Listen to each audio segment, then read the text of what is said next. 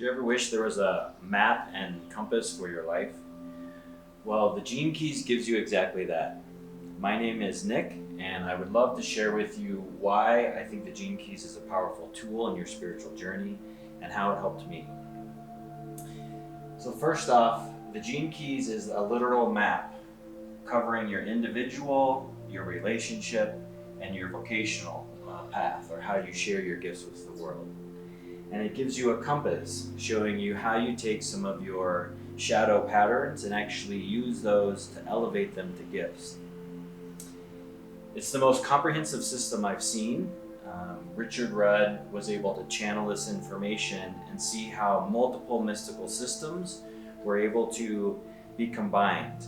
And the Gene Keys includes the aggregation of the systems of the I-Ching, astrology, current scientific knowledge of our genetics, our epigenetics, Jungian psychology, Rudolph Steiner's knowledge, and a number of different stories from different mystical systems in order to help us navigate our spiritual journey.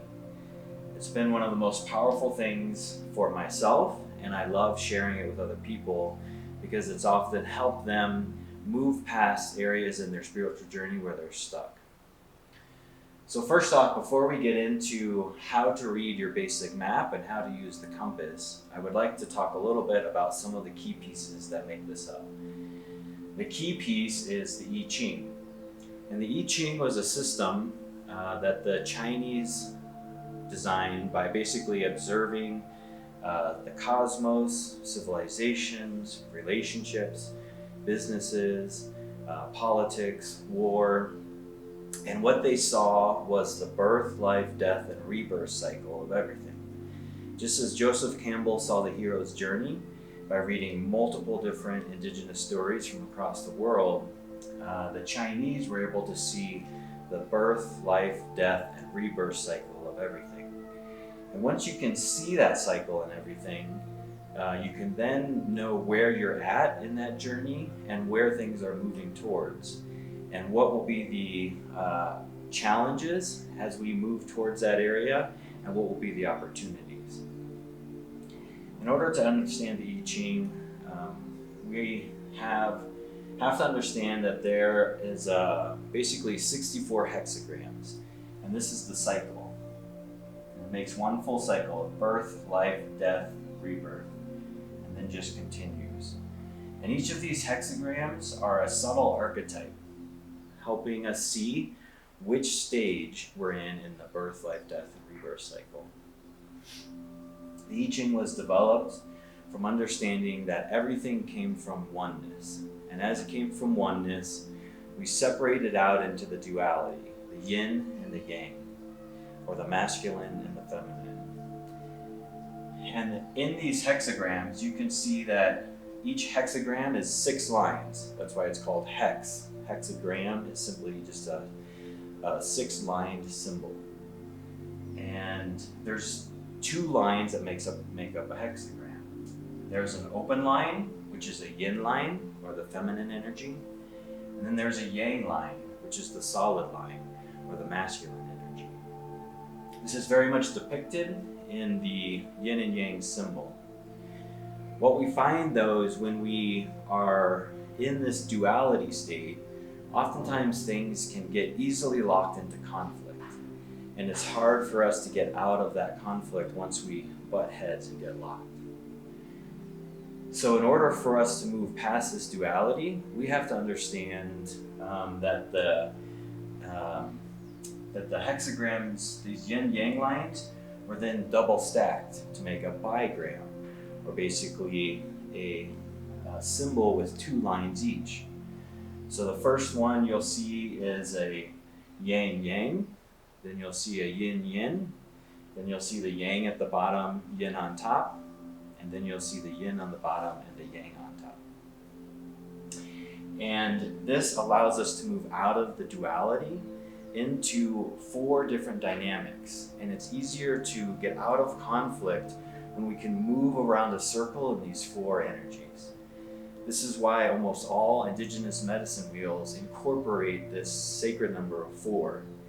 And in our current Aries new moon, and even the last new moon, 4 is the key numerology number that's being called in to allow us to move out of this duality and to create a new world. And so each of these bigrams actually represents similar energies like fire, earth, air, water, or north, south, east, west, or summer, spring, winter, and fall. And again, in the summer, spring, winter, and fall, it's very clearly we can see how through each year we're going through a birth, life, death, and then rebirth cycle. Birth, life, death, rebirth cycle. When we can understand how the whole universe is moving through that, we can align ourselves to be in harmony with that flow and remove the resistance. And it allows us to connect deeper to the spirituality of ourselves and to the entire cosmos, and to call in states of abundance and to call in our creative divine power. The next level we got to after the bigram was the trigram. And you can see the trigrams here. And then each of these, the Chinese were able to relate to different elements on the earth, like lightning, or a river, or a mountain. And then by seeing how all of these elements work and flow together in our everyday life of the nature surrounded us, they were able to really tap into these subtleties, especially as they move through the seasons and the cycles. And they were able to get even more depth into the birth, life, death, rebirth cycle. And that depth is important because it allows us to be a creator. It allows us to align with the natural flow and the natural rhythms of the sacred world. And any suffering that we encounter on the spiritual journey is simply when we are misaligned, or there's some type of resistance that's not allowing us to flow with this natural cycle. And when we go against that, it's when we develop suffering, it's when we develop physical disease and illness, it's when we have struggles in our life, we have scarcity, and oftentimes then we operate in our shadow patterns or from our fear states. Then what the Chinese were able to do is stack these trigrams. So a hexagram is simply one trigram on the bottom and one trigram on the top. And this turns into the number 64. So this is how we go and expand the birth, life, death cycle from the wholeness to the duality to the 4 states, then we move into 8, and then eventually goes out into 64. This is the golden ratio, the sacred spiral, or the fractal nature as we see in this flower of life here. It's the fractal nature. And when we understand these at these very subtle levels, then we're actually given the keys, the master keys to how the whole universe is constructed and how the whole universe is always moving. And that's why it was called the Book of Changes, is that the Chinese focused on the areas of transformation. They focused on the flow of things. Instead of focusing on the actual goal or the noun, they focused on the transition between. Because it's when we get stuck in one area, we get static, and we're not flowing, that we have problems along our spiritual journey. Unfortunately, the language of the old I-Ching, since it was written thousands of years ago, does not really relate to us anymore living in modern society. And so it's very hard to understand what a hexagram with a lake over top of lightning would actually mean, because we don't understand those energies enough. So Richard Rudd traveled around the world and was able to study this. He studied underneath Ra, the human design founder, which the human design elements are in here, and astrology. And we can see how everything is shifting and moving through that birth, life, death, rebirth cycle. It took him years of study to be able to understand this and then see it in the world. And in a way that he could integrate it into his life and better his spiritual journey. Well, what he began to channel was a new way to present this information, a new way to tell new stories. And so in many ways, the Gene Keys is a modern retelling of the I-Ching. It's a retelling in a way that we can easily grasp what's going on, and we can use the information to see the natural birth, life, death, and rebirth cycles in our own lives, so that we can align with those instead of resisting them and move forward into our spirituality, move into our flow states. So in order to understand the map, I just want to say that's the key elements of just understanding the basics of the I-Ching. I've read both the original I-Ching, the translated version in English, and also the ambassador program through Richard Rudd's Gene Keys program. And I've studied the different elements, and throughout the last number of years have been seeing these birth, life, death, rebirth cycles, and been able to integrate them not only in my life, but then help other people see them and integrate them in their life. And so what I'm going to share with you today is just a basic understanding. For about the next 45 minutes to an hour, we'll give you a basic rundown. If you would like to see your own personal profile, you simply go to Google free Gene Keys profile, or go to genekeys.com, free profile, and you'll be able to put in your birth date, time, date, and location, and get the specific numbers. Even though the map will be the same for everybody, you'll get the specific energies that you incarnated into this world to deal with, and how you're going to be able to elevate those from something that feels like a trauma or a challenge or a shadow, and actually see it as a gift. And this is one of the most powerful things for me in the spiritual journey, is because I often saw my shadow patterns. I saw the patterns that were repeating in my life, but I didn't know how to actually turn those into gifts. And by reading the Gene Keys and studying it, I was able to very quickly elevate my shadows to higher vibratory gift states. And I saw it change my life very quickly. So today I'm going to go over just some of the basics of how to read your initial map.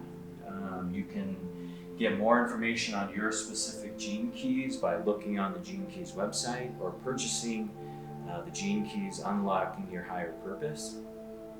And it will teach you how to basically reprogram your DNA, how to rid yourself of all the ancestral trauma, how to step into alignment, to call in your natural gifts and be able to share them with the world and step into a full state of abundance.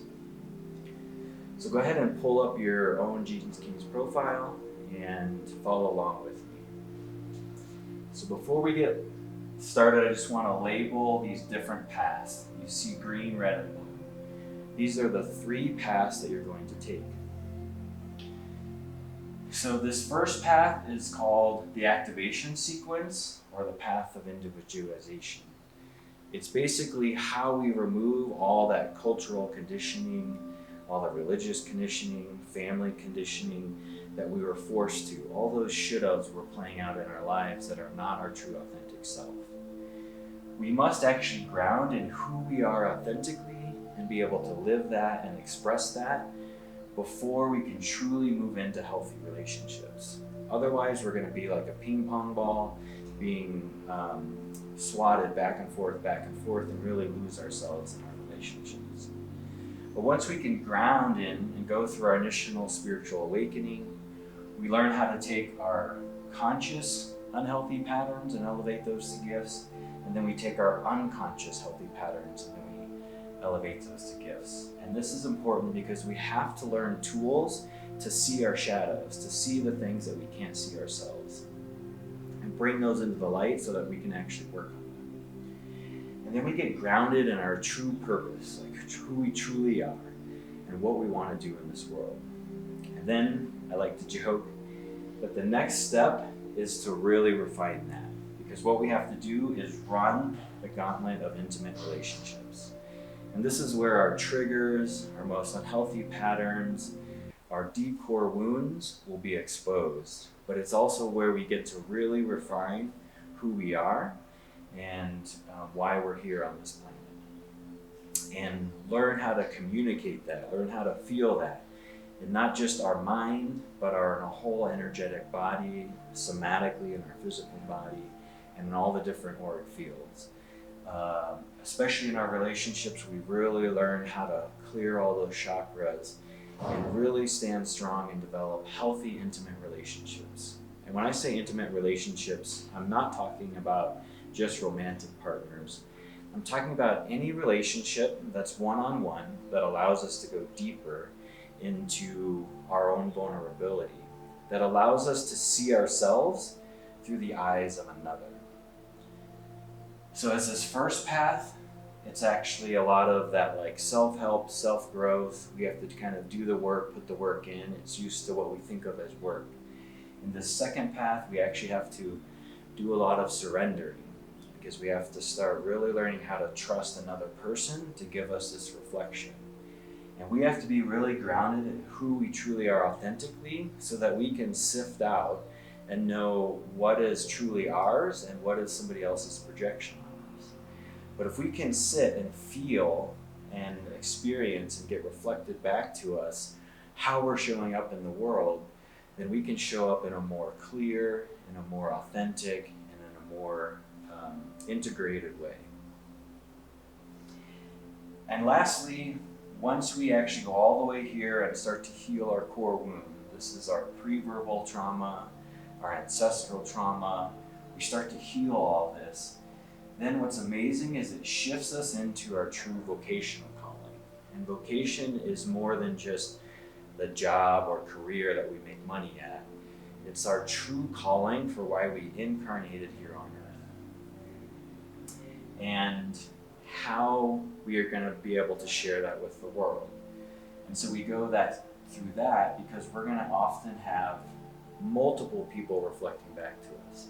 As we really start to stand in our power, we will see that there's multiple projections put onto us. And we have to be really clear in who we are, because we will have multiple people who love us and multiple people who hate us. And if we listen to every single one of them, our world would feel like chaos. And so we go through this last sequence called the Pearl sequence. This was called the Venus sequence. These are terms that the Venus relates to your Venus in the astrological chart. And this is called the Pearl because this is relaxing into our humanity. So we finally actually, in order to reach our enlightenment and lead to our more natural state, we actually have to surrender to our humanity. We accept our divinity that is inside an incarnate body, inside a human body, which is fallible. And why that's important is because of this pearl. If you look at an oyster that never gets a little piece of sand or irritation in it, never develops this beautiful pearl. And so we have to learn to give thanks for all of our trauma, all of our experiences, and all of our human fallibility. Fallibility meaning all of our imperfections. We have to surrender that. It's not that we give up on aiming towards the spirituality, but when we surrender to it, we allow the spirituality that we've gained from this path, that we've grown from within, and then we surrender to allow it to come down, and then it comes about in a really natural way. Okay, so now that you understand just the basics of the three paths, and understand that Richard Rudd actually has 3 separate books for these paths, on top of the core Gene Keys book, which is the modern retelling of all these 64 hexagrams, if you really want to dive deep into this journey. Now I'm going to go over each individual path and highlight what each of these spheres are and what are these crazy numbers that you're seeing inside of them. So first off, this first number relates to the gene key. It's what you can look up in the book. And the gene key number relates directly to the I-Ching hexagram. So you can look both in the Gene Keys book or online or in an old I-Ching book via this number. And you can read about the old energies. Sometimes people like to do that, but sometimes, like I said, it's really hard for us to grasp the knowledge that was contained in there in a way that we can integrate into our lives. So I really love the way that Richard Rudd was able to channel and lay out the gene keys in a modern way. So then the second number is the line number. And these line numbers actually are in reference to the 6 lines of the hexagram. So these numbers are always 1 through 6. And these first ones are 1 through 64. They relate to the whole hexagram itself. And this relates to what line in the hexagram is going to be most important to you.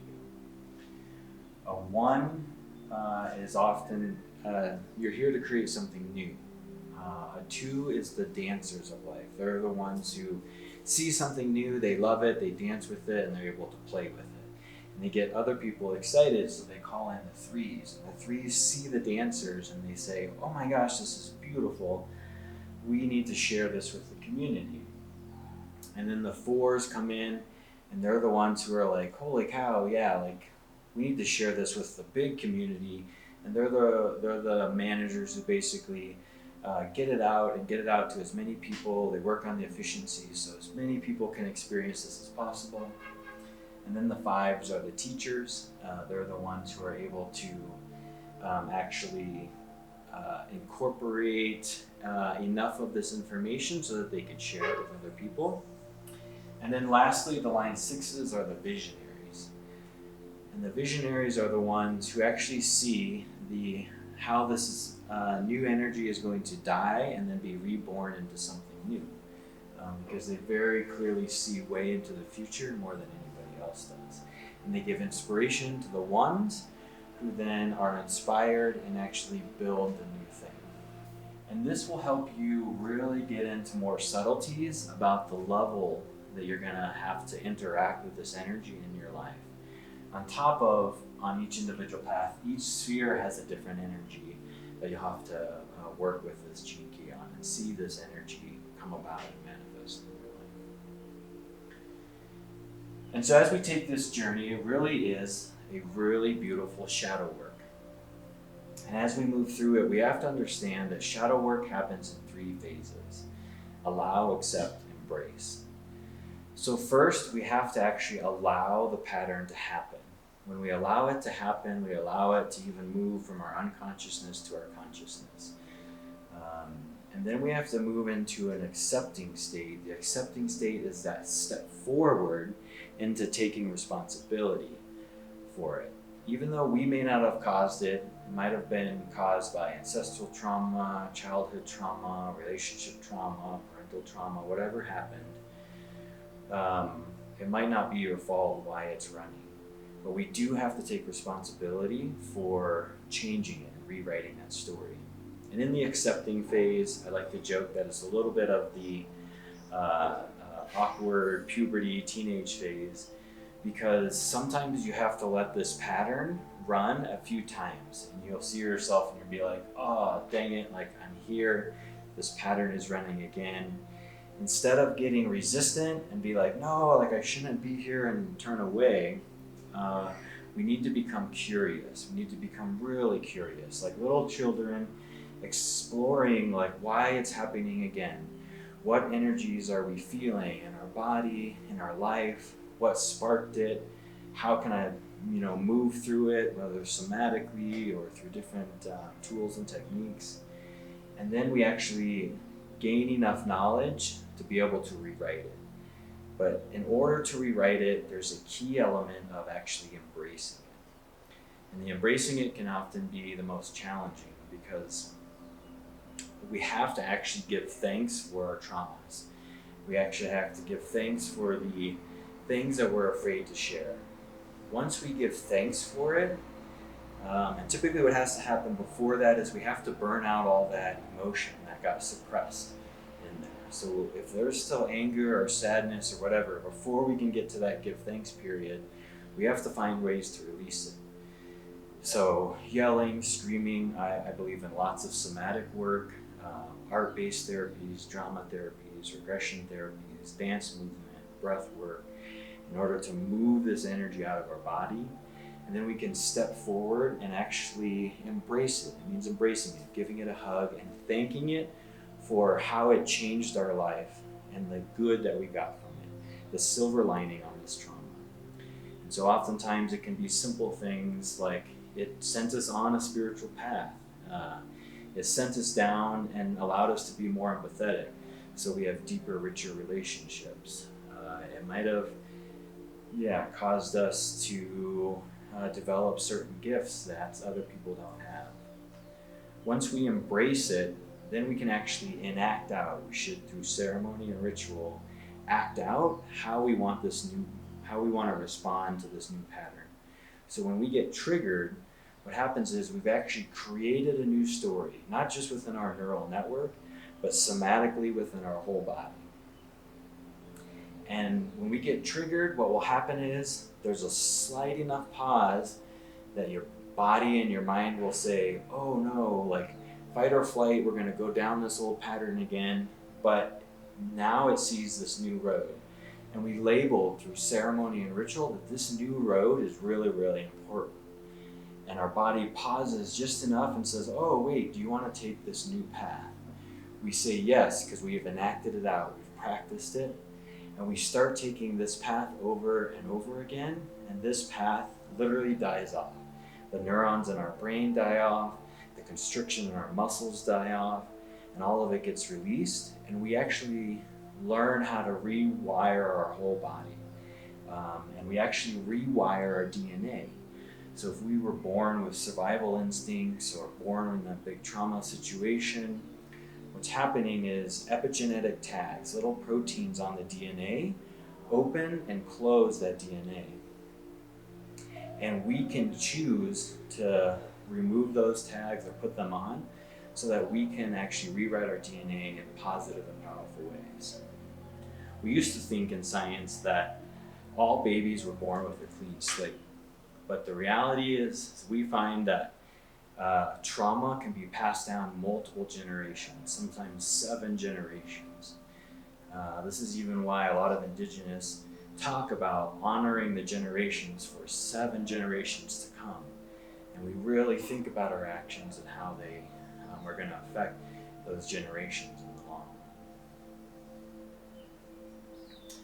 And so this is a path of shadow work, and this is a path of contemplation.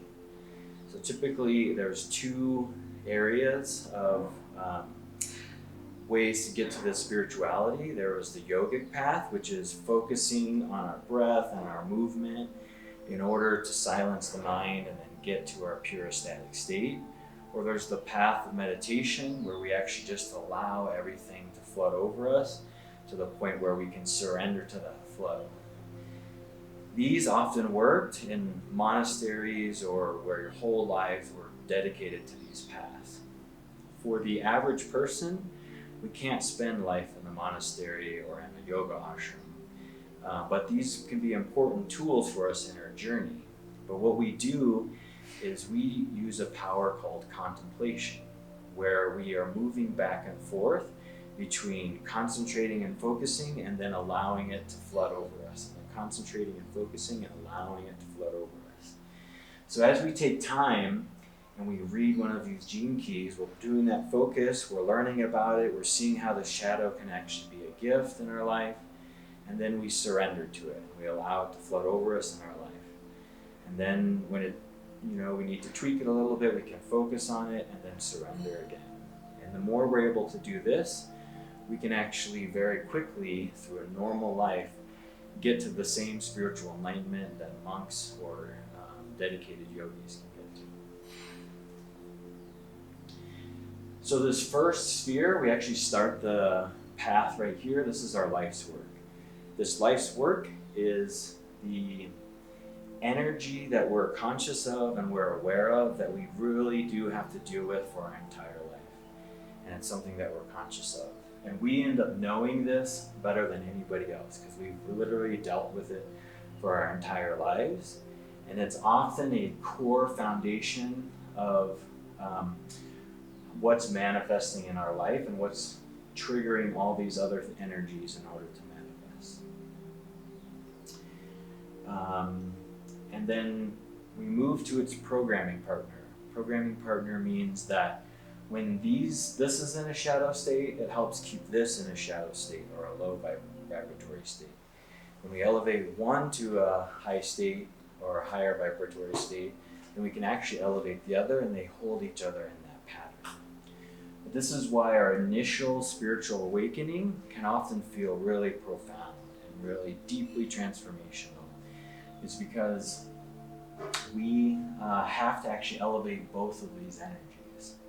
And we have to look at these really at the same time, because this sphere of evolution is the energy with which we often start that spiritual transformation, and we can focus and pull this to the gift, and then it helps elevate both of these to the gifts. And these two, again, greatest challenges and gifts, it's the same thing. It's just one side of the coin versus the other. That these gifts are conscious. We often can see these patterns in our lives. And then on the next two, these are also programming partners. These are often on the unconscious level. And what we do is we move into our sphere of radiance. And the radiance is actually how we're showing up in the world. Our energy, how we're perceived, how we're felt by others. This is also why this contains a huge amount of information about the different diseases and illnesses that we will encounter in our life. And so this gets to be really powerful as we take ownership, and we understand that out of every single experience in our life, we are the greatest common denominator. Meaning every experience in our life, there's one person that's always present, and that's us. So if we really want something to change, we can't force change on the external world. We ourselves have to change from the inside, and then the external world will reflect that change back to us. And that's what we really learn by stepping into this radiance. And then we move down and we really reach this core stability where we ground in our purpose. And what we start to discover here is our true purpose for living this life.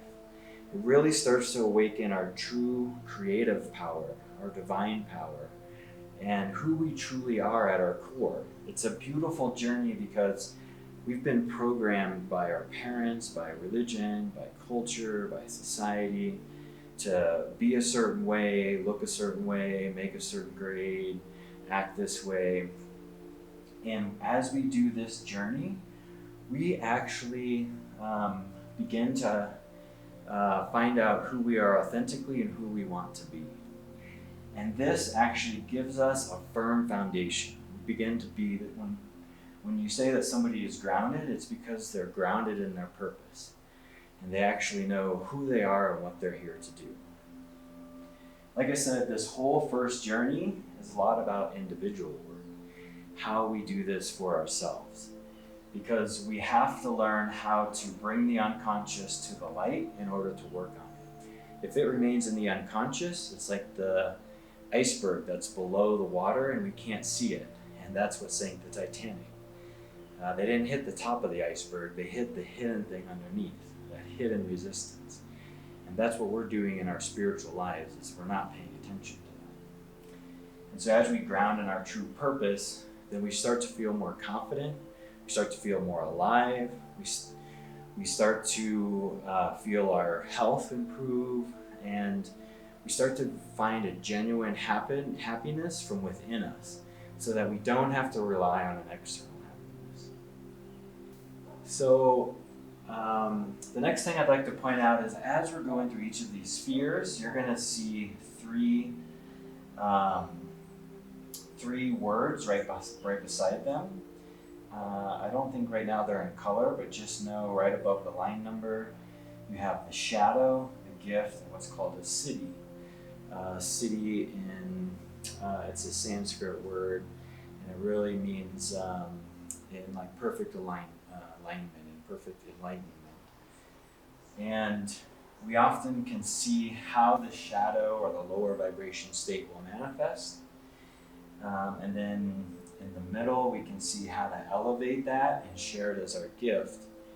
And this siddhi is actually a little bit more like a North Star. Oftentimes for those go-getters, the people who are always making the grade, want to do the best, they always want to reach this siddhi state. And they end up being humbled once they finally get to this pearl sequence, because in general, this city acts more like a North Star, meaning that we can see it, we can embrace its essence, but we use it to navigate and push us towards higher levels of spirituality. But as we surrender to our own humanness and our own imperfections, it typically manifests, and we'll see it manifest in the world as this gift level. And so as we go through these lines, you can read each of these. Some of the words might make sense just in a word, and some of them won't, or they'll be really new words. And so the best thing to do is look on the website or read through the Gene Keys book to really understand what that meaning is, because then you'll grasp the energy behind it. And it's oftentimes, and this really highlights the limits in the spiritual path, about containing things in language. Language is like a little bit of a prison for energy, because it's never quite exactly right. And it gets us in trouble when we try to use language and think of things as facts and always being that way. That's one reason why on our spiritual journey, working with archetypes is actually one of the most amazing ways to work with spiritual energies, because these archetypes are images and pictures and ideas which contain the essence of an energy. And as we go down our spiritual journey, oftentimes visions and these archetypes will come into play. And as we literally play around with them like little children, we start to heal ourselves naturally, because those images, those totems, the animal guides or spirit guides talk to us through these images, because the image starts to draw just borders and essence around the energy and highlight how big and how grand it is, and how it can't be contained by just language or just by a word. So, as we ground in our purpose, then we get to run the gauntlet of our intimate relationships, where all our biggest triggers are actually going to be exposed in really tough ways oftentimes. But as we use this compass, and as we use the power of the Gene Keys and build community around it, we can actually navigate this a lot easier than if we didn't have a map or a compass. So the first sphere we step into is the sphere of attraction. So if you've ever learned of the law of attraction or the power of attraction, this is exactly what you're really learning. And we're really learning it deeply in the people that we're attracting into our lives, especially our intimate partners. And the way I like to share the power of attraction is there's something called a tuning fork. And a tuning fork is a piece of metal with a handle. It's typically a U-shaped thing. And depending on the weight and size of the metal, it will have a frequency on it, say 432. And when we ding this, what will happen is these two tongues will vibrate, and it will vibrate at that frequency. And that's how we can tune other things. And so if we have two tuning forks that are actually the same energy, what's amazing is, and you should look this up, at least you can look it up on YouTube, or if you get to see it in real life, it's really amazing. This one will be stopped and this one will be stopped. But I go over here and I ding it, and then as I bring it closer, it gets to about this level, you'll see this one vibrating. And it's sharing energy without wires. And both of them will start vibrating at the same frequency. Well, that's the power of attraction. But what happened was, when we were born and we go through life and we go through our childhood, like I said, we get all this programming and all these should-haves and things like that put onto us. And so even though we're labeled 432, what happens is the religion puts a little thing on us, and then our culture and our parents, and then all of a sudden we have all these different little things glued and strapped and stuck to us, and we're no longer vibrating at our authentic frequency. That's what we start to feel here, and we really step into it here. And so this path is about removing as much of that as possible.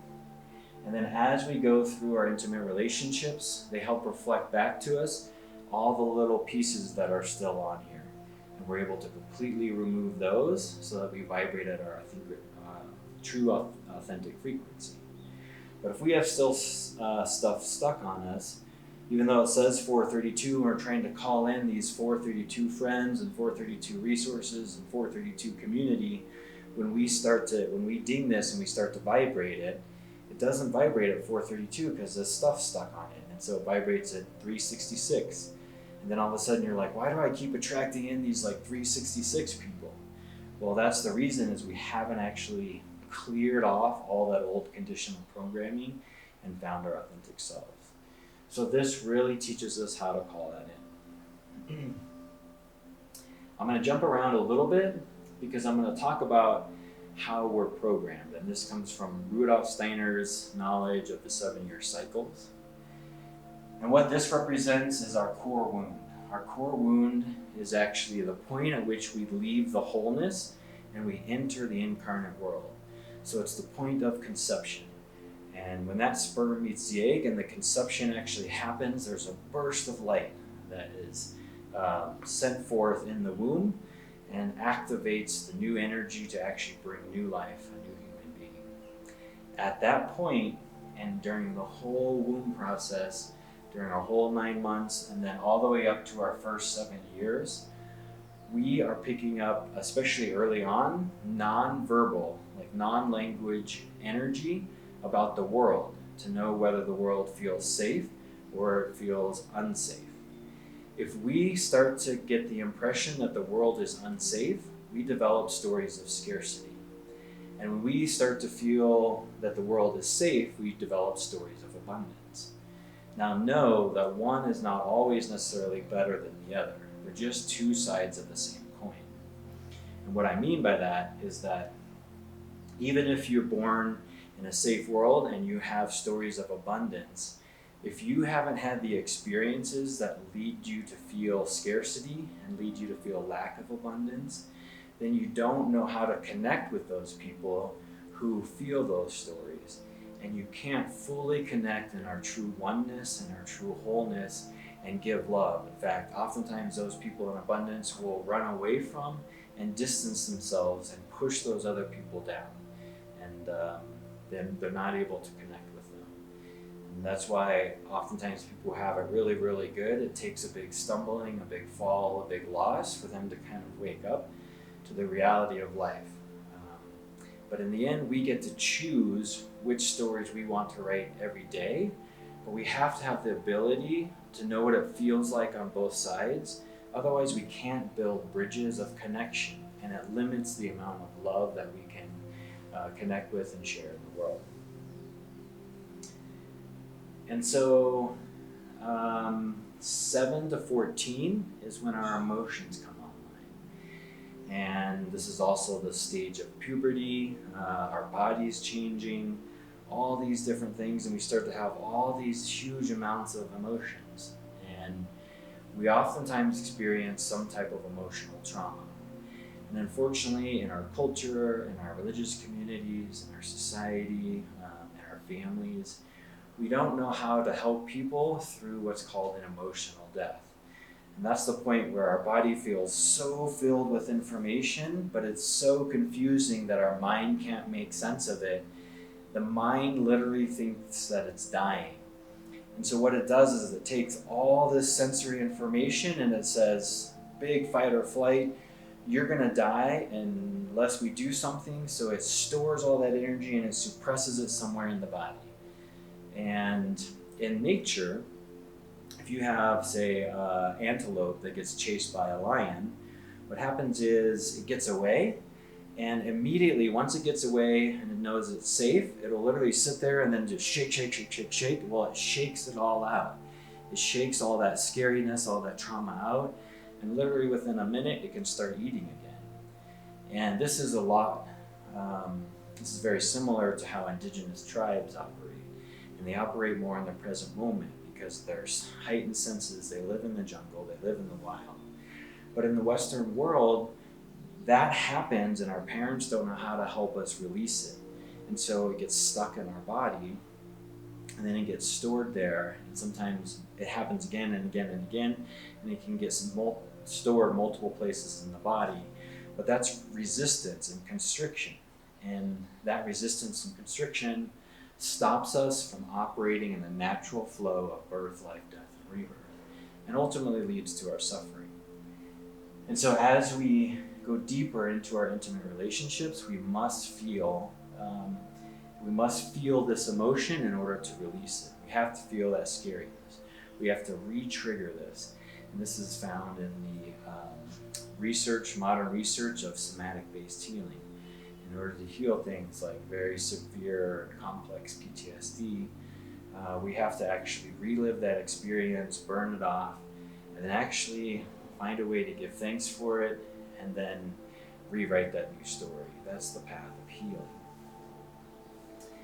But instead, what happens is 14 to 21, we're educated. We're educated in a system that, again, doesn't allow us to be our authentic selves, starts shutting down these images and playful ways that our body's naturally trying to heal, and we're told to think and act and develop a certain way.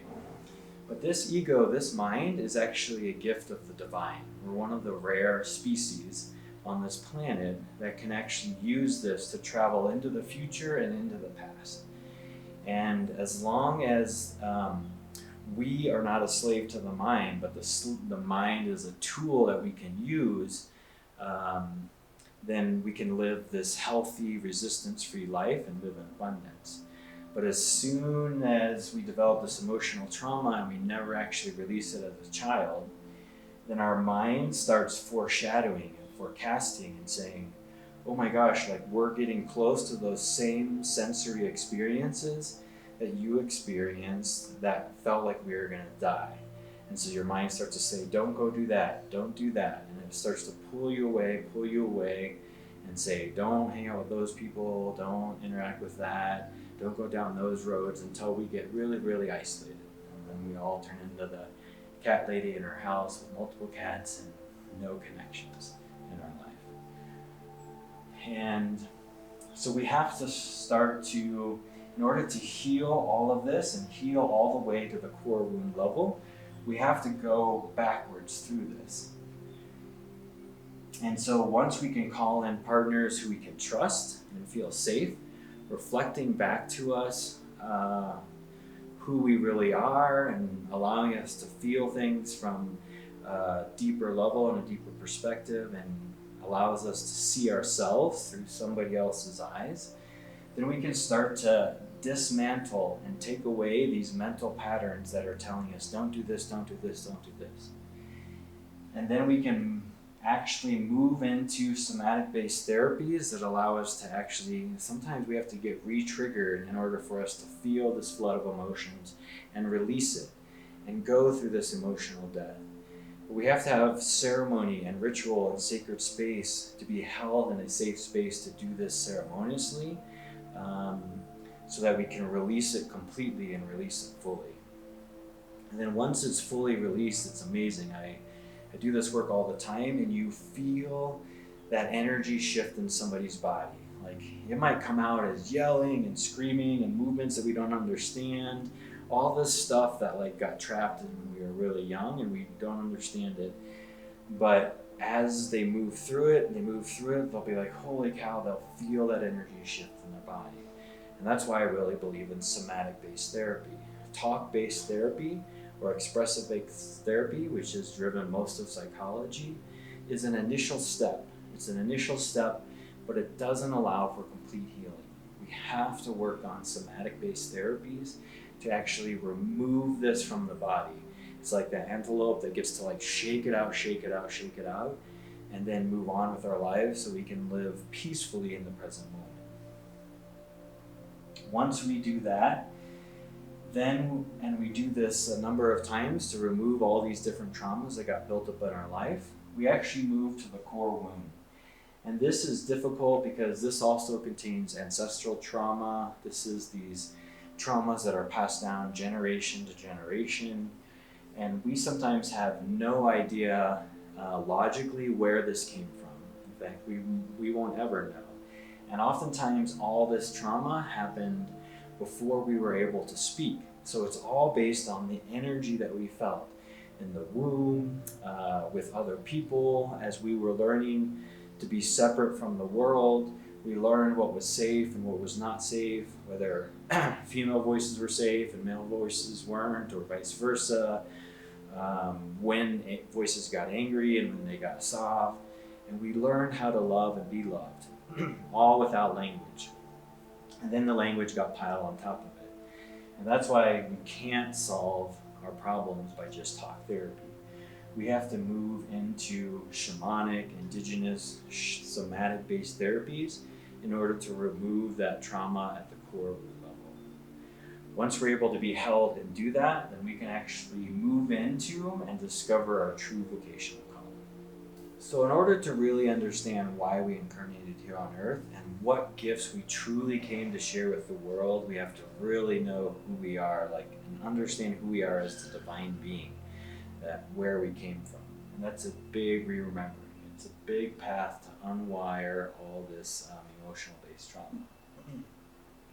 And once we do that, then we really are called into this sphere, and we're start to be able to see how our own path allows us to then share our gifts with the world.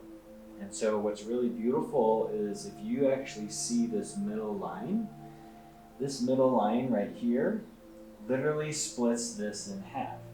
And so you can fold this up. So boom, boom, boom, and then one.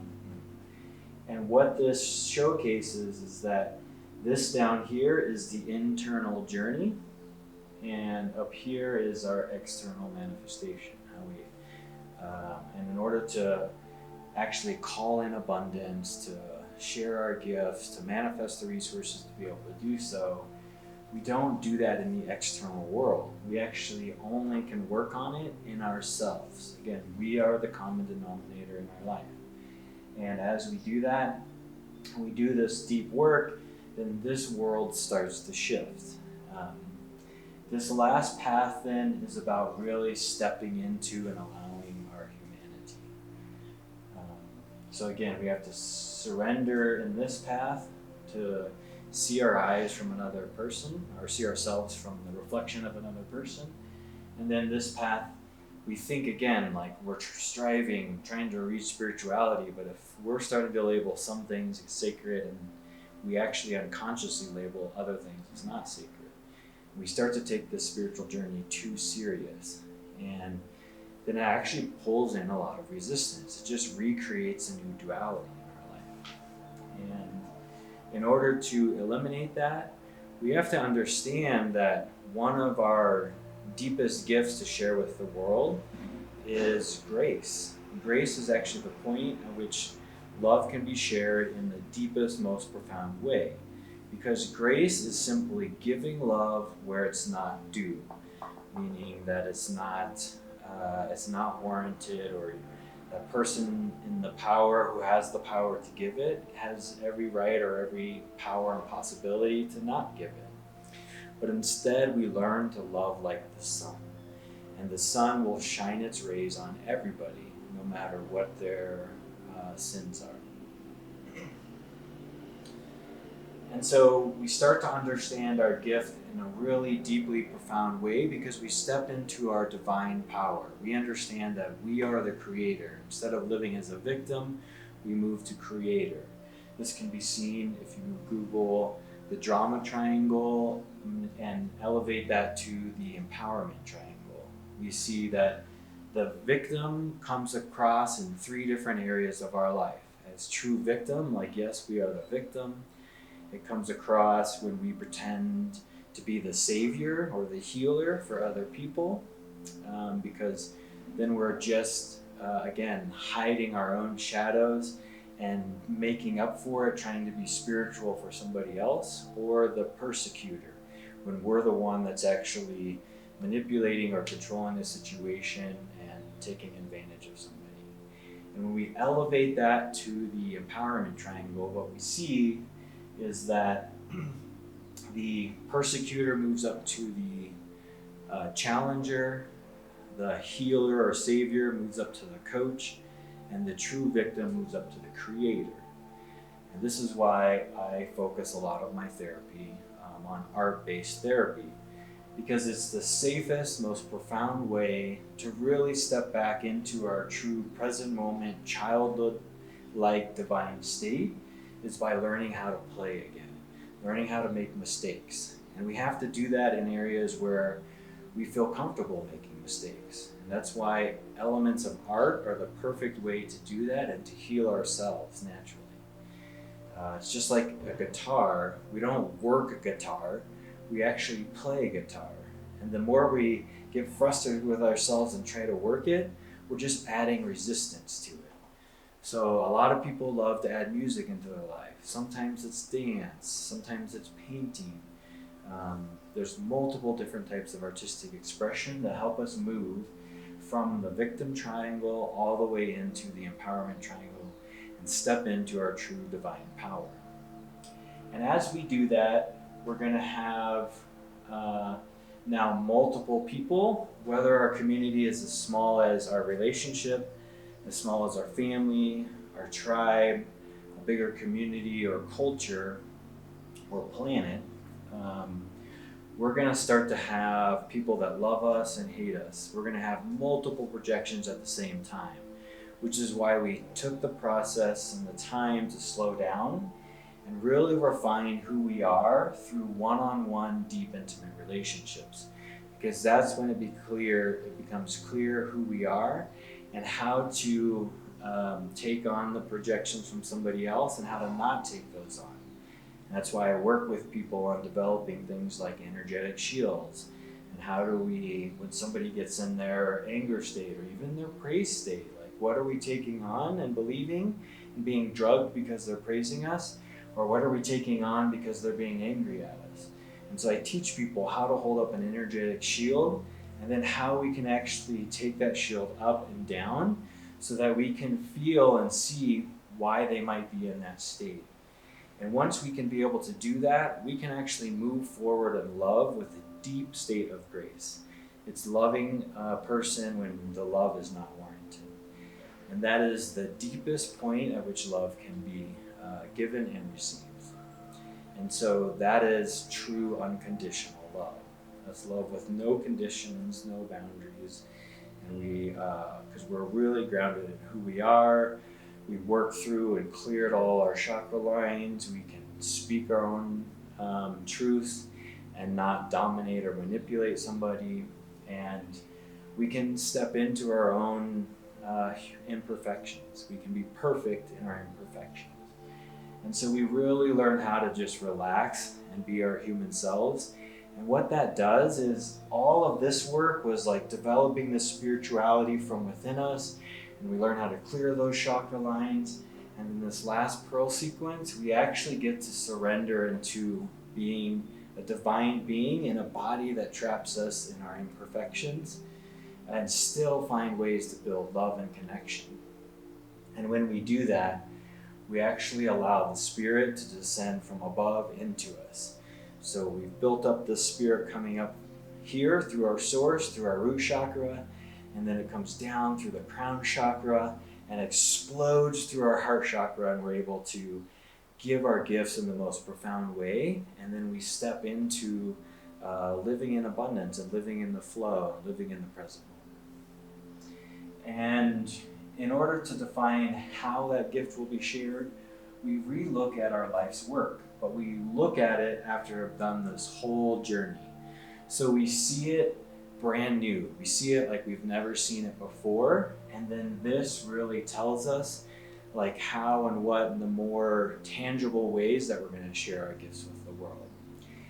So lastly, we end up into our pearl, and this pearl actually activates the quantum field, and then it allows us to really feel and channel and tap into our interconnectedness. And what that means is, again, because we're feeling the energy come from above and below, we actually celebrate our own uniqueness, but we are interconnected with everything, just like this little point is interconnected with all this other points in the sacred flower. It all flows in harmony and motion. And One of the best analogies or ways to understand this is understanding a flock of birds. And when you see that flock of birds, or there's hundreds and hundreds of birds, they're swirling all over the place, there's no one bird that is the leader. And they actually, it's called entrainment, they entrain with each other. And they feel into their energetic fields. And as this bird just simply starts to move a little bit, then this bird moves, and then it causes the whole flock to be able to be in sync and move in these beautiful and artistic and ways, and really powerful ways where no one person has to lead. And this is the end of the old patriarchal system where we need to always have one leader, and especially one leader that is always in charge, whether it be a king for generations to generations, or a president, or a business owner of a company.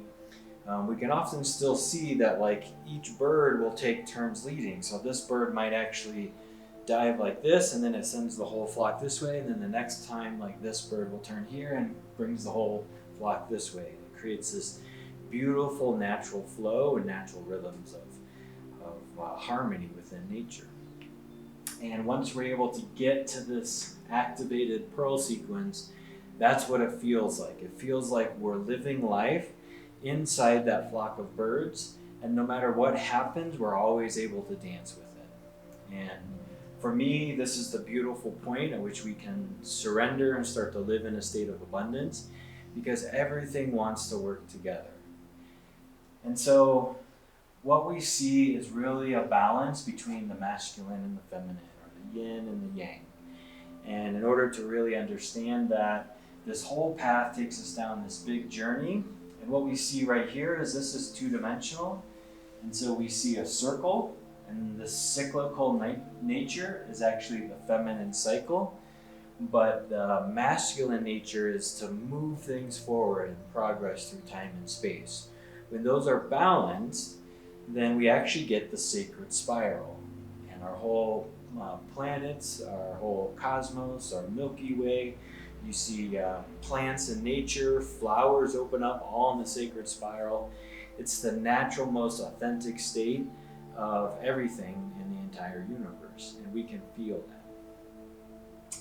And instead, we learn when we get off and when we get stuck in just a cycle, or stuck in an unhealthy feminine flow, or stuck in just pushing up forward, like the big skyscrapers push against all this resistance. And they can get that way for a while, but all of our science and our chaos theory and everything else knows that eventually leads to entropy. And when we live naturally in harmony, we actually start to see syntropy happen, meaning that things naturally heal themselves, things naturally move to the sacred spiral. And this is all confirmed in science. Not only in nature do you see the sacred spiral and sacred geometry and the golden ratio, but we also see it in beautiful elements called beautiful elements of bacteria. So if we grow one bacteria, like the same bacteria, and it doesn't have any interference, what's amazing is that bacteria spirals out. We would think it would grow and clump like dun dun dun dun dun and grow out like that, but it's actually spiraling out. And it spirals out because it's the most efficient use of resources. And that is the universal law of the universe. And once you can see and feel the universal law of the universe, then you can simply align yourself to flow with it. And it's one of the most beautiful things to flow with. And we don't always necessarily need a leader or a plan, but we do have to have certain things work together. And one of the other big analogies is ants. Ants are perfect ideas of syntropy. The ants don't get together, wake up in the morning, and then all the workers get together and okay, you go this way, and you go this way, and you go this way, you go this way. They just naturally follow their intuition. But what they do is they leave little pheromones, little scent trails behind. And as they go follow their intuition and naturally search for food, they find that piece of food, and then they follow their own scent trail back to the ant colony. And then another ant comes up and it says, holy cow, now this is a double-scented double-scented trail, I know that there's food at the end of it. So it follows the direction of the pheromones, and it's able to like find that food, and then it comes back to the ant colony. And then another ant says, holy cow, this is a 4-scented food trail. There's food at the end of this. And that's why you see very quickly how ants all align on one single trail, and they seem to be all following each other, and they can grab that food and bring it back to the colony. It happens naturally without a traditional plan and orchestration that we traditionally see in our old patriarchal society that is now struggling. And so I thank you for your time, and I really am excited to share with you the gene keys.